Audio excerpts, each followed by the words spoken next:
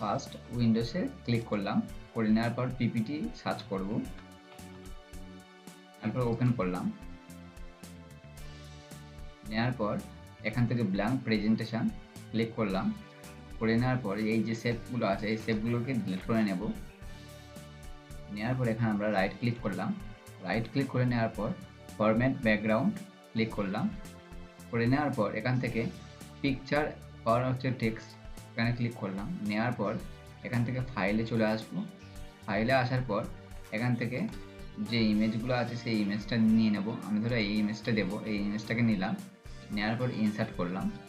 Insert করার পর আমার এরকম ব্যাকগ্রাউন্ডে চলে এসেছে। এবার কি করলাম, এখান থেকে একটা শেপ নেব, রেক্ট্যাঙ্গেল নিয়ে নেব। নেওয়ার পর এখান থেকে পুরোটাকে ড্র্যাগ করে নেব।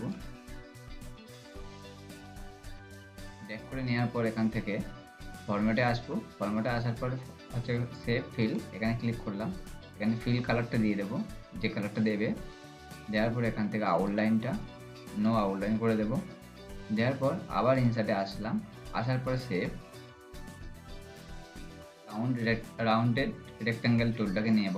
নেওয়ার পর হিসাব মতো আমি দিয়ে দিচ্ছি, আমি ড্র্যাগ করলাম, এখান থেকে এটাকে গোল করে নিলাম। এবার এটাকে কপি কীভাবে করবো, কপি করতে গেলে first control hold drag,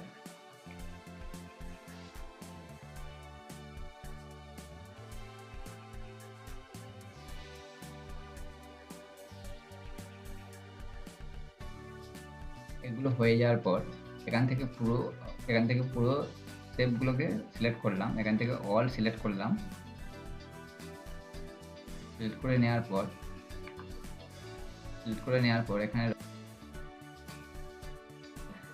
slide background, এখান থেকে স্লাইড ব্যাকগ্রাউন্ডে ক্লিক করলাম।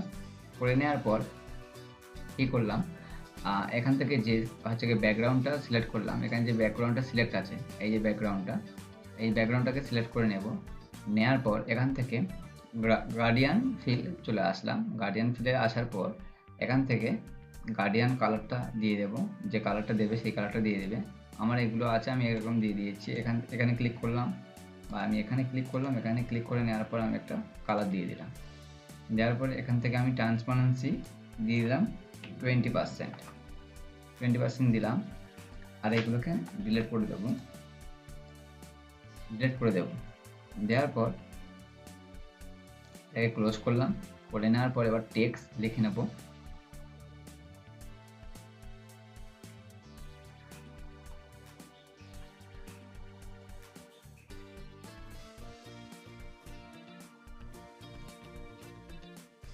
দেওয়ার পর এই যে শেপটা আছে এই শেপটাকে নেব।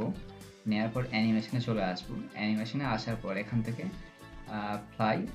ফ্লাইনটা ক্লিক করে নেব। নেওয়ার পর এখান থেকে আমরা এটাকে অন টপ এখানে ক্লিক করলাম, এখানে গেলাম, এখান থেকে উইথ প্রিভিউয়ার্স, আর এখান থেকে আমরা টাইমটা বাড়িয়ে দেবো। আমরা এখান থেকে রান করে দেখব। আমরা এমন